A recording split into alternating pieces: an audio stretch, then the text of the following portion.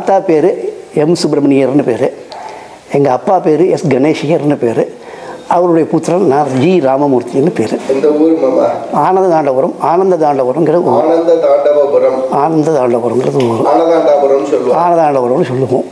ஆனந்த மாயவரத்துலேருந்து 10 kilometre, மாயவரத்துலேருந்து 5 kilometre, 5 kilometre, மாயவரத்துலேருந்து 5 கிலோமீட்டரில் உள்ள ஆனந்த தாண்டபுரங்கிற கிராமம். இந்த இதில் தான் நாங்கள் வசிச்சுட்டு இருக்கோம் ரொம்ப நாளாக. எங்களுடைய பூர்வீகமான கிராமம் இதுதான். 1946-47 நான் முனிசிபல் ஸ்கூல் மாயவரத்தில் படிச்சுட்டு இருக்கேன். அந்த சமயத்தில் பெரியவா பெரியவா வந்து நம்ம பிள்ளையார் கோவிலில் வந்து ஒரு இது உபன்யாசமெல்லாம் பண்ணிட்டு இந்த ஊரில் இருந்துட்டுருக்கார். அப்போ எனக்கு ஒரு சைக்கிளில் அடிபட்டு நான் ஆற்றுல உட்காந்துருக்கேன். அவர் இப்படி வரும்போது என்னை சைக்கிள் அடிப்பது அவருக்கு எப்படின்னு தெரியாது, அடிபட்டதெல்லாம் தெரியாது. என்னை பார்த்துட்டு சைக்கிள் அடிபட்டுட்டியோ அப்படின்னு ஒரு கேள்வி கேட்குறாரு. நமஸ்காரம் பண்ணுறேன். அவருக்கு எப்படி தெரிஞ்சது, என்னமா அது தெரிஞ்சதுன்னு தெரியல. நமஸ்காரம் பண்ணுறேன். இப்படின்ட்டு அவர் போயிட்டு இருக்கார். இது 1947 நடந்த ஒரு சின்ன ஒரு இன்சிடெண்ட்டு. அதுக்கப்புறம் 1951 எங்கள் அப்பா அங்கே ஒரு கடையை வச்சுட்டுருக்கார். என்ன கடை வச்சு? ஃபார்மசிட்டிக்கல் மெடிக்கல்ஸ், தி ஃபார்மசிட்டிக்கல்ஸ்னு பேர். லஸ் சர்ச் ரோடில் வச்சுருக்கார். லஸ் சர்ச் ரோடில் காமதேனு தியேட்டருக்கு எதிர்த்தாப்புல இருக்கிற கடை, மெட்ராஸில், சென்னையில் வச்சுருக்கார். அந்த கடை நடந்துட்டுருக்கு. 48லேருந்தே கடை நடந்துட்டுருக்கார். 1948லேருந்து 51 மட்டும் கடை நடந்துட்டுருக்கு. 48 ஆரம்பிச்சாச்சு கடையை அமைச்சுட்டு. நான் அங்கே பிஎஸ்சி ஸ்கூலில் சேர்ந்துடுறேன். இங்கேருந்து முனிசிபல் ஸ்கூலில் விட்டுட்டு அங்கே பிஎஸ்சி ஸ்கூலுக்கு போயிடுறேன். 51 வாக்கில் எங்கள் மகாபரிவாள் கணேஷா இங்கே வான்னு கூப்பிட்டுடுறார். உடனே கணேசையர், அவருடைய சம்சாரமான சரஸ்வதி, நான் எல்லோரும் மடத்துக்கு போய் சேர்றோம். மடத்துக்கு போய் சேர்ந்தவுடனே அவர் சின்ன ரூமில் உள்ளே உட்காந்துருக்கார். இருட்டாக இருக்குது. ஒரே ஒரு தீபம் எரிஞ்சுட்டுருக்கு. மேலே ஒரு ஷால்வையை போத்துட்டுருக்கார். அப்போ எங்கள் அப்பா அம்மா முன்னாடி இருக்கு, நான் பின்னாடி கையை பற்றி நின்றுட்டுருக்கேன். அப்போ அவர் ஷாலை திடீர்னு ஒரு உதறார். ஷால்லேருந்து தங்க காயின்கள்லாம் ஓடி போகிற மாதிரி ஒரு சப்தம். கணேஷா, இதுக்கும் எனக்கும் எப்படி சம்பந்தமோ அதுதான்டா உனக்கும் சம்பந்தம் அப்படின்னு ஒரு வார்த்தையை சொல்கிறார். புரிஞ்சுதோ அப்படின்னு.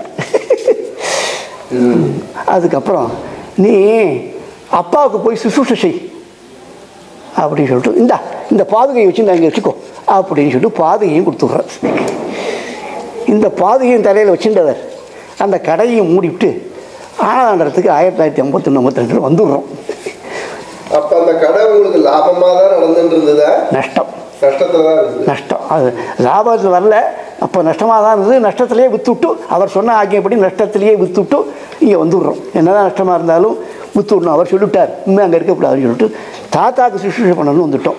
அப்போ தாத்தா இங்கே தான் இருக்கார், இந்த இடத்துல இருக்கார், இந்த கிரகத்தில் இருக்கார், இந்த ஆசிரமமாகவே இருக்குது.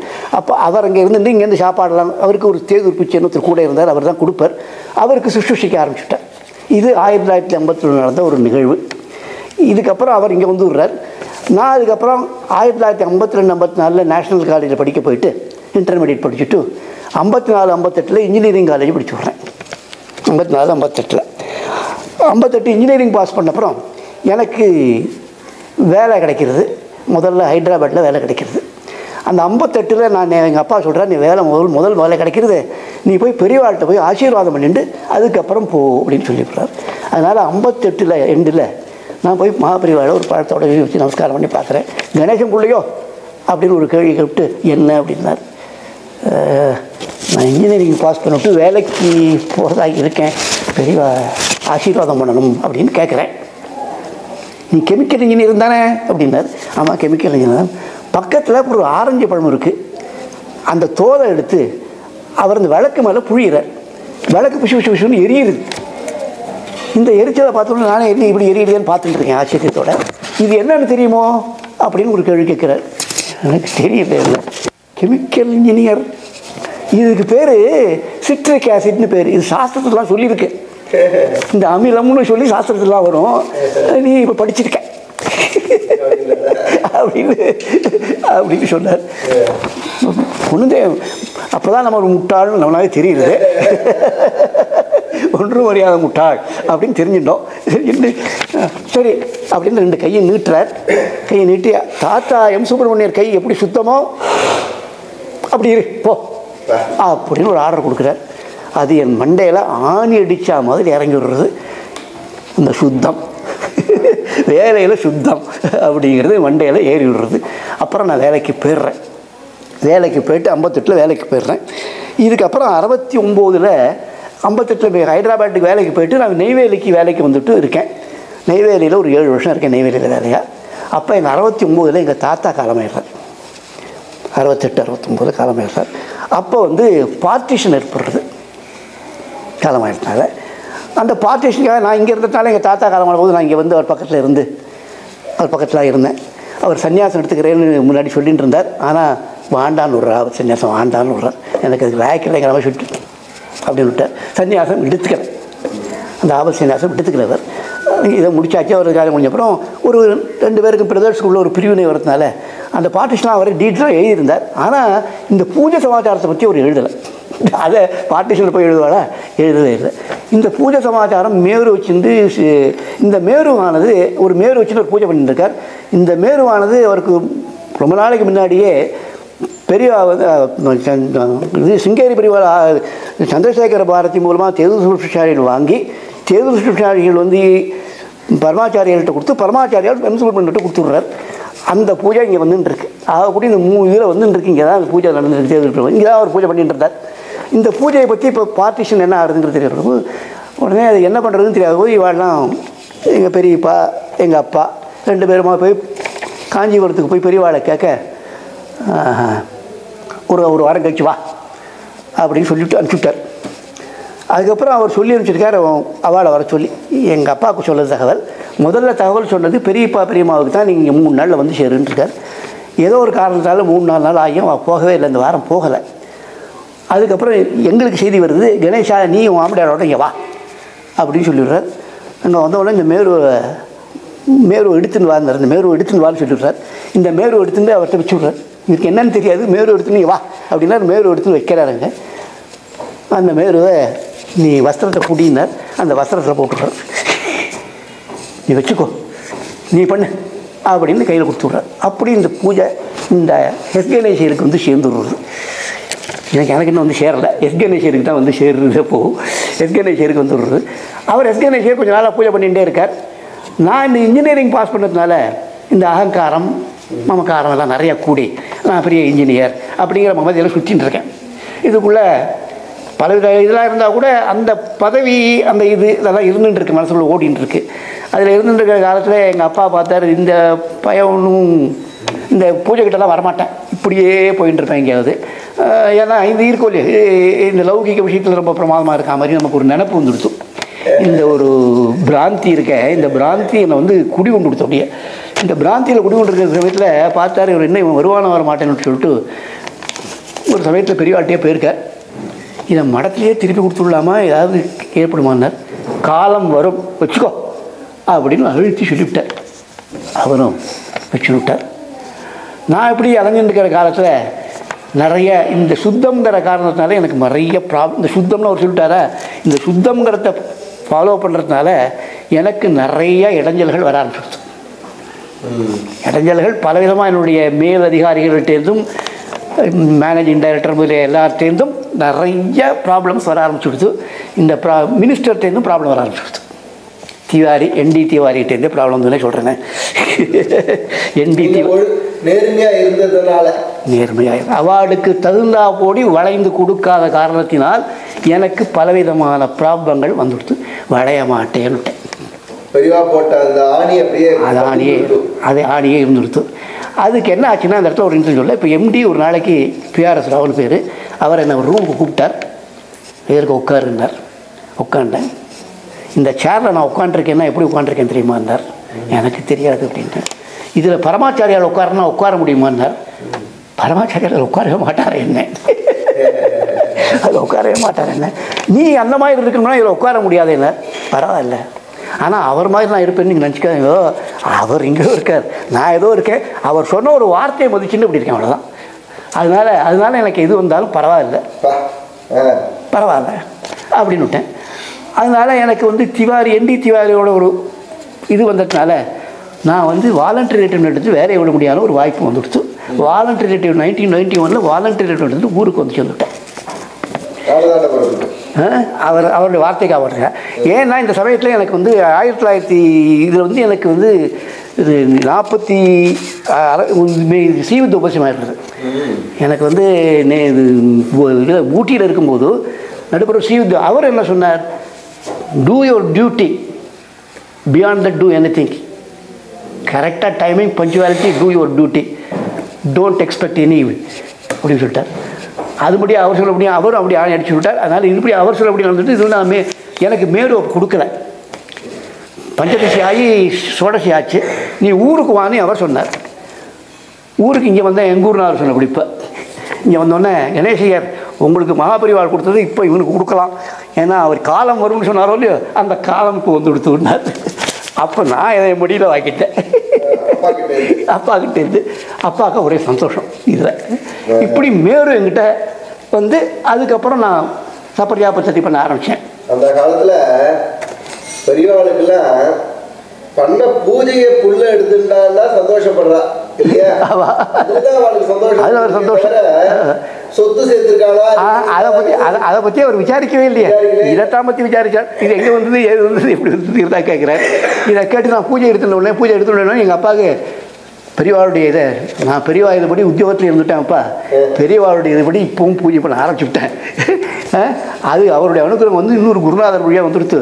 அந்த குருநாதரும் சாங்கர அத்வைத்தம் தான் முக்கியம், ஸ்ரீவித்யா பூஜை ஒரு சாதனம் தான், சாத்தியம் வேற அப்படிங்கிறத சொல்லிட்டார். அந்த கோஷ்டிக்கு சொன்னேன் அந்த சமயத்தில் சொல்லலை இல்லையாப்பா, அது சொல்லுங்க. அது சமயத்தில் இது ஒரு நடுப்புற ஒரு சமயத்தில் வர வேலையில் அகங்காரத்துக்கு இந்த வேலையில் அகங்காரம் வந்தபோது நான் வந்து அவரை போய் பார்க்கணுன்ட்டு இந்த கொஞ்சம் இந்த அடிபட இந்த பலவிதமான இவருடைய இதனால் அடிபட ஆரம்பித்த உடனே ஓஹோ இப்படி தான் வேலையில் இருந்தால் அடிபடுவோம் போல் இருக்குன்னு சொல்லிவிட்டு பெரியவாளை பார்க்கலாம் அப்படின்னு மறுபடியும் காஞ்சிபுரம் போகிறேன். காஞ்சிபுரம் போய் அங்கே போய் அவர் வந்து பேசலை, நடுப்புற மேடையில் உட்காந்துருக்கார். பழத்தெல்லாம் வச்சு நமஸ்காரம் பண்ணுறேன். ஞானத்தை கொடுக்கணும்னு சொல்லி வேண்டினேன் அப்படின்னு விட்டார். அவ்வளோதான், ஒன்று பேசவே இல்லை. அங்கேருந்து வந்தேன். வெளியில் விஜயேந்திரரை பார்த்தேன். அவர் அப்படி சொல்லி பரியாவளை பார்த்தேன். விஜயேந்திரரை பார்த்தேன். விஜயேந்திரர் வந்து ஒரு வேதபாராயணத்துக்கு ஒரு 1000 ரூபா கொடுறா அப்படின்னார். உடனே 1000 ரூபாயை வேதபாராயணத்துக்கு கொடுத்துட்டேன். அது உடனே கொடுத்த உடனே அவருக்கு சந்தோஷம் ஏற்பட்டு நீ மத்தியானம் மாடிக்கு வந்துட்டேன். எனக்கும் ஒரு ஆப்பர்ச்சுனிட்டி பேசணுமேனு ஒரு கிடச்சிது. இப்போ பேசுறதுக்கு அவர் தான் அவைலபிளாக இருக்கார். மகாபெரிவா பேச மாட்டார், அவர் இவர்கிட்ட பேசுவார். சரி மத்தியானம் போகலான்னு சொல்லிட்டு அப்போ வாங்கினாதையர் காஞ்சிபுரத்தில் இருந்தார். அவள் இதெல்லாம் பண்ணிட்டு இருந்தார். அங்கே சாப்பிட்டுட்டு மத்தியானம் 12 மணிக்கு அங்கே போய் விஜேந்திர சுவாமியோட போய் பார்க்குறேன். பக்கத்தில் ஒருத்தர் உட்காந்துருக்கார், அடையார் லைப்ரரியிலேருந்து ஒருத்தர் உட்காந்துருக்கார். எங்கள் அப்பா அம்மா நான் என் சம்சாரம் எல்லோரும் போய் உட்காந்து அப்படின்னு கேட்குறார். கேள்வி கேட்கலாமான்னு கேட்டேன். கேளு அப்படின்னார். சர்வம் கலு இதம் பிரம்மான்னு உபனிஷத்தில் இருக்குது, பிரகதாரண உபனிஷத்தில். ஆனால் ஆதிசங்கரோ பிரம்மசத்தியம் ஜெகன் மித்யா ஜீவனோபரகான்னு சொல்கிறார். இப்போ ஜெகன் மித்யான்னா சர்வம் கலு இதம் பிரம்மா எப்படி ஆகும் அப்படிங்கிற சந்தேகம் வந்திருக்கே, இதுக்கு எப்படி நிவர்த்தி பண்ணுறது அப்படின்னா அவர் நான் ஏறையோ கேட்க போகிறேன்னு வச்சுருந்தாரு. ஒரு சந்தோஷம் தாங்கலை இந்த மாதிரி கேள்வி கட்டலையோ அப்படின்னு அடையார் லைப்ரரியை பார்த்து அப்படி கையை காட்டி விட்டார். அவர் சொன்னார் ஒரு கேள்வி தான், ஜெகன் மித்யாங்கிறது ஜெகத்தில் அஸ்தி பாத்தி பிரியம்னு பிரம்மத்தினுடைய ஸ்வரூபம் இருக்குது, பிரம்மத்தினுடைய ஸ்வஸ்வரூபம் இருக்குது. நாமரூபம்ங்கிறது மித்யா, அதுதான் சொல்லியிருக்கு. நாமரூபம் மித்யா, அஸ்தி பாத்தி பிரியம்ங்கிறது இருக்குது, அது சத்தியம். அதில் பார்த்தீங்கன்னா கரெக்டாக புரிஞ்சு கொடுக்கணும் அப்படின்னு அது வியாக்கியானம் பண்ணி கொடுத்தார். இன்னொரு கேள்வி இருக்குது அப்படின்னா அது என்னென்ன ஸ்ருதியில் நக்கர்மனான பிரயா அது முழுக்க சொல்லுவோன்ட்டு முழுக்க அவர்கிட்ட சொன்னேன். நக்கர்மனான பிரயான்னு ஆரம்பித்த ஸ்ருதியானது கடைசியில் இது அந்த காலத்தில் உபாசித்தவியம்னு சொல்லியிருக்கு. உபாசனையே கர்மா, நக்கர்மனான்னு ஆரம்பிக்கிறது, உபாசித்தவியம் முடிக்கிறது, உபனிஷத்துலேயே விருத்தமாக இருக்குது வார்த்தை அப்படிங்கிறத இன்னைக்கு கிளாஸில் எடுக்கணும்டா அப்படின்னு இவர் சொல்லிட்டு நீ சொல்ல அப்படின்னார் அவரை பார்த்து. அவர் உடனே கேள்வி கரெக்டு, இந்த போல்வால் டிஸ்டிக் இருக்கே இதை எடுத்துட்டு அந்த ஒருத்தன் சாதகன் இருக்கானே, அந்த சாதகன் எவ்வளவு பிரயத்தனம்லாம் மூச்சு கழிச்சதெல்லாம் அடிச்சுன்னு அந்த ஸ்டிக்கியை வச்சுட்டு வேகமாக ஓடி அதை குத்தி தாண்டானோ இல்லையோ, அப்புறம் குச்சி விட்டுறான், பிரயத்தனத்தையும் விட்டுறான் இல்லையோ, சரத்தி இல்லையா, ஆகாசத்தை சந்தரிக்கிறானோ இல்லையோ, எந்த ஆகாசம் சின்மயமான ஆகாசத்தை சந்திக்கிறானோ இல்லையோ, அகம்புர் மாசமிக்கிற ஆகாசத்தை பாதிக்கிறானோ இல்லையோ அப்படின்னு அவர் முடித்தார். அப்படியே கண்ணில் தண்ணி வந்து அது அங்கே எல்லாம் விட்டு போச்சுடா அப்படின்னா இவர் அதான் அப்படின்னா. இன்னொரு மூணாவது ஒரு கேள்வி இருக்குது, கேட்கலாமா வேண்டாமான்னு நினச்சிட்டு இருக்கேன். சமைக்கணும் சாதத்தை பற்றி அப்படின்னேன். கேளு விட்டார். பெரியவா சொல்லியிருக்கா, மகாபெரியவா சொல்லியிருக்கா, இந்த சாத்தம் பண்ணினா போஸ்ட்மேன் எப்படி அதை கொண்டு வாழ்கிட்ட கொடுத்துட்றானோ அந்த மாதிரி மணி ஆர்டரை கொடுத்துட்றானோ அந்த மாதிரி உங்களுக்கு அந்த பலன் வந்து சேர்ந்துரும்னு சொல்லியிருக்கார். இப்போ அதில் ஒரு சந்தேகம் வந்து கொடுத்துரும் அப்படின்னு கேள்வி கேட்டேன். சொல்லு அப்படின்னா, உபநிஷத்துலாம் சொல்கிறது கிருஷ்ணகதி சுக்லகத்தின்னு சொல்லியிருக்கு. நம்ம மாதிரி கர்மா பண்ணுறவாளுக்கெல்லாம் கர்மா உபாசனைக்கு கர்மாவுக்கு கிருஷ்ணகதியும் உபாசனைக்கு சுக்லகதியும் சொல்லியிருக்கு. உங்களை போல ஞானிகளுக்கெல்லாம் மேலகதியும் இந்த மாதிரி நாஸ்திகனுக்கெல்லாம் அதோகத்தையும் சொல்லியிருக்கு. இப்படி சொல்லியிருக்கும்போது இந்த கதியில் போயிடுவாளே தவிர இது எப்படி அங்கே இருப்பான்னு தெரியல. அதை தவிர இந்த புத்திரனை உத்தேசித்து அவன் 2 வருஷம் இருந்தால் சாதம் நடக்கிறது, அவன் 25 வருஷம் தான் சாதம் நடக்குது. அதுக்கு தகுந்தா போல் பித்ரு வரா மாதிரியும் போகிற மாதிரியும் இருக்கே. இது ரொம்ப சங்கடமாக இருக்கு இதை ஒத்துக்கிறது. இது எப்படின்னு புரியலையே. இது அப்படின்னு அவர்கிட்ட விட்டார். மறுபடியும் விட்டார். அவர் பார்த்தார், சிரித்தார். சிரித்து விட்டு கேட்குற கேள்வி நல்லது தான். உபநிஷத்தில் சொல்லியிருக்கிறபடி பித்ருக்கள் எப்படி கர்மாக்கள் பண்ணியிருக்கிறார்களோ உபாசனைகள் பண்ணியிருக்கார்களோ அதுபடி கதிப்படி போயிடுவாள். அதுக்கு சாந்தோக உபநிஷத்து வாக்கியமெல்லாம் இருக்குது, பிரச்சனோபனிஷத்து வாக்கியங்கள்லாம் இருக்குது. அதை விட நீ கேட்ட வாக்கியம் கரெக்டு தான். ஆனாலும் புத்திரத்தை உத்தேசத்து இருக்கிறதா இல்லை. ஏன்னா இந்த சாதத்தை நம்ம சொல்கிறோம் 3 பை வச்சுருக்கோம். வசு ருத்ர ஆதித்யன்னு 3 பை வச்சுருக்கோம். இந்த 3 பை வழியாக தான் எல்லாருமே நம்ம கர்மா பண்ணவாள்லாம் போக போகிறோம். நானும் போக போகிறேன், நீயும் போக போகிற, பண்ணி வைக்கிற வாத்தியாரும் போக போகிறா, எல்லோரும் வழியாக போக போகிறா. ஞானம் வந்துவிட்டால் மட்டும் அந்த வழியாக போக மாட்டோம். ஞானத்தினால கைவல்லையும் அந்த அவளுக்கு மேலான கத்தி பரோகத்தி அவளுக்கு எங்கேயுமே இருக்க மாட்டான். இந்த 3 பைக்கு தான் நம்ம சாத்தம் பண்ணுறோம். அதனால ஸ்ரத்தையாக சாத்தம் பண்ணணுங்கிறது இந்த 3 பைக்கு. இதில் ஏன்னா எல்லா பித்திருக்களும் இது வழியாக போகிறதுனால ஞாத்திர அஜ்ஞாத்திர இந்த எல்லா பித்திருக்களும் வழியாக போகிறதால இதில் ஸ்ரத்தையாக பண்ணணுங்கிறது தான் இது. ஆனால் இதை மேலே சொல்லிட்டு இருந்தோம்னா இது ஸ்ரத்தையெல்லாம் பண்ணக்கூடாது. இது நீ விசாரித்ததுனால சொன்னால் இது அதோட விட்டுடும். சாதத்தை ஸ்ரத்தையாக நிச்சயம் ஸ்ரத்தையாக பண்ணுவேன், புரிஞ்சுவிட்டேன். இந்த இடிச்சது கொஞ்சம் அதை புரிஞ்சுவிட்டேன், அதை நிவர்த்தி பண்ணிவிட்டேன், இது வரும் அப்படின்னு சொல்லி இவ்வளோ. இதுதான் எனக்கு பெரியவாளோட ஒரு இது. இந்த சம்பத்தினால் கிடைச்ச ஒரு சம்பத்து எல்லாம் ஒரு அதாவது ஒரு திடமான ஒரு சுத்தமான இருக்கணும்.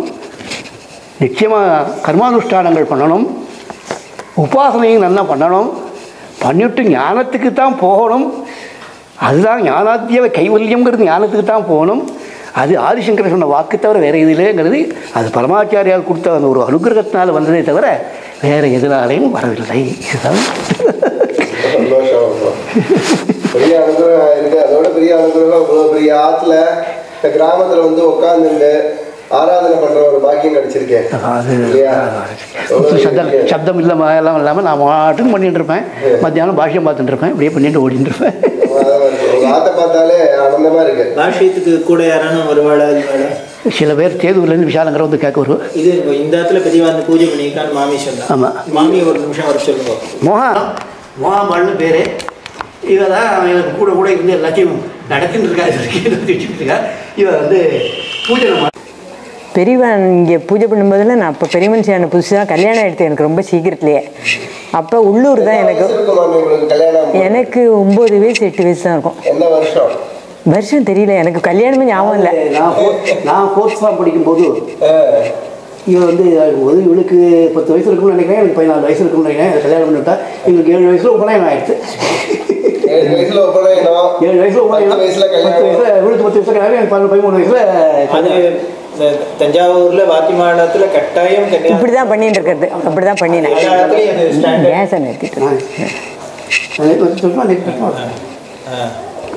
உள்ளூர்ல இருந்ததுனால நான் இங்க வந்து பூஜை பார்க்க வந்தேன். எனக்கு இதே தான் செலமெல்லாம் பிறந்தான். செலமா மாமி எனக்கு இந்த அண்ணா அப்படியே அங்கேயும் அம்மாவத்தையும் பூஜை பண்ணியிருக்காரு, அப்பா அம்மாவத்தையும் பூஜை பண்ணியிருக்காரு. அங்கேயும் கூடத்தில் பூஜை நடந்திருக்கு, இங்கேயும் நம்ம பாட்டில் அந்த இதில் பூஜை நடந்திருக்கு. அப்போ ஆற்றுல கொஞ்சம் எல்லாத்தையும் க்ளீன் பண்ணி கொடுத்துட்டு நாங்கள் வெளியில் இருந்துட்டோம். பெரியப்பாவன் சித்தப்பாவன் எல்லாம் சொந்தக்காரா தான் எல்லாரும் பக்கத்தில் பூஜை. நான் ரொம்ப சின்ன குழந்தை அப்பெல்லாம் நாங்கள்லாம் எல்லாம் முடிகண்டாலில் போய் பூஜை பார்த்துருக்கேன். முடிகண்டாலில் இந்த சின்னவத்து ஜெயரம் ஜெயராமன் சொல்லுவா. அவத்து மண்டியில் பூஜை எவ்வளோ நாள் சாதுர்மாசி விரத பூஜையெல்லாம் பார்த்துருக்கேன். போய் அப்போ சும்மா ரொம்ப சின்ன விட கோலம் போடுறது, சின்ன சின்ன இதெல்லாம் வெளியில் இருந்துன்னு பார்த்துட்டு இருக்கிறது. உங்களோட பெரியவா தானே பேசியிருக்காளா? பெரியவா பேசியிருக்காரு. என் பேர் மோகன், எங்கள் ஓர்படி பேர் மோகன், எங்கள் நாத்தனார் பேர் மோகன், எங்கள் மாமியார் பேர் சரஸ்வதி, பெரிய மாமியார் பேர் சரஸ்வதி, எங்கள் அம்மா பேர் சரஸ்வதி. அவர் உங்கள் வாரத்தில் எத்தனை மோகம் இருக்கா, எத்தனை சரஸ்வதி இருக்கா சொல்லு அப்படின்னா. ரொம்ப குழந்தை அப்போல்லாம், நான் ரொம்ப சின்னவ தான், அது எதுக்கும் முன்னால் எத்தனை சரஸ்வதி இருக்கா, எத்தனை மோகம் இருக்கா சொல்லு அப்படின்னார். அப்புறம் ஒரு தடவை காஞ்சிபுரத்தில் போய் ஏதோ ஒரு சின்ன கொட்டாயில் இருந்தார் அவர். இவ்வளவுதான் போட்டிருந்தது, கொட்டாய்க்குள்ளே குனிஞ்சு போகணும்.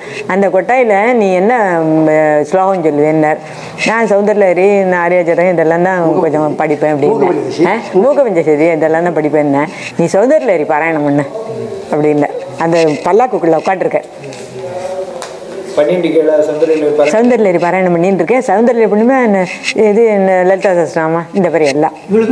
ஸ்ரீவிந்தி வந்து நமக்கு மந்திர உபதேசம் இருக்கு கொஞ்சம். எங்கள் மாமனாரை ஒரு தடவை ஒரு நின்றுட்டு இருந்தாரா, அவருக்கு எதிர்க்க ரொம்ப நாள் நின்றுட்டு இருந்தாரா. நின்றுட்டு இருக்கும்போது உட்கார் அப்படின்னாரான். சேரான் கீழே பத்தான்னு ஏகப்பட்ட சேரான். பத்துன்னு உட்காந்துட்டாரான் அவர். இதில் அவருக்கு ரொம்ப சந்தோஷமா அவர் அந்த சேத்துல உட்காண்டதுல. இவ அப்பா. அப்புறம் வேற இது மாதிரி ஏதாவது ஞாபகம் வருதா? ஒன்றும் ஞாபகம் இல்லையா? அப்போ நீங்க போன அப்புறம் ஒரு ஞாபகம் எல்லாம்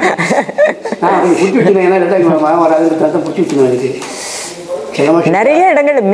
மேலூர்னு கோனேராஜபுரம் கிட்ட இருக்கு பூஜை பண்ணுற இடம். ஊர் இருக்கு, அது பிராமண தெருவெல்லாம் இருக்குது. அதில் போய் நான் சாயங்காலம் பிரதோஷ பூஜை போய் பார்த்துட்டு வந்திருக்கேன்.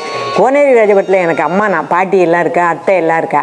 அத்தையாத்து மண்டியில் பூஜை, கேரசான்னு சொல்கிறது, அந்த மண்டியில் பூஜை போய் பார்த்துருக்கோம். அங்கெல்லாம் ரொம்ப நாள் தங்கியிருக்காரு எல்லா ஊர்லேயும்.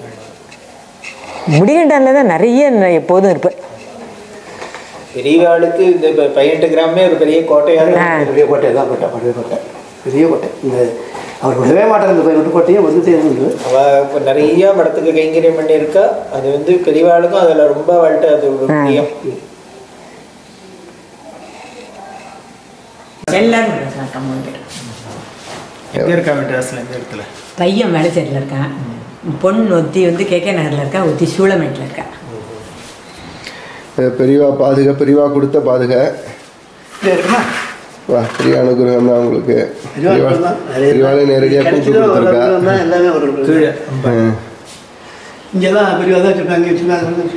அது பெரியவா பாருங்க கீழே மேரு. அதுதான் பெரியவா தாத்தாட்டே. உங்களுக்கு சொத்தா வந்த அம்பாள் தெரியுமா? அது இது பாவடையை எடுத்துட்டு வாங்க. அப்படியே நல்லா தெரியும். இந்த சுவாமி நீங்கள் பூஜை பண்ணுறதுங்கிறதுனால தான் உங்கள் அப்பாவுக்கு அவ்வளோ சந்தோஷம் வந்தது இல்லையா? இந்த பாதை இருந்தாலும் தான் அது வந்தது. ரொம்ப சந்தோஷம். ஆனதாண்டபுரத்தில் ஒரு வீட்லேயும் ஏறி இறங்கினோம்னா நிறையா பெரியவா பாதுகா கிடைக்கும்னு நினைக்கிறேன்.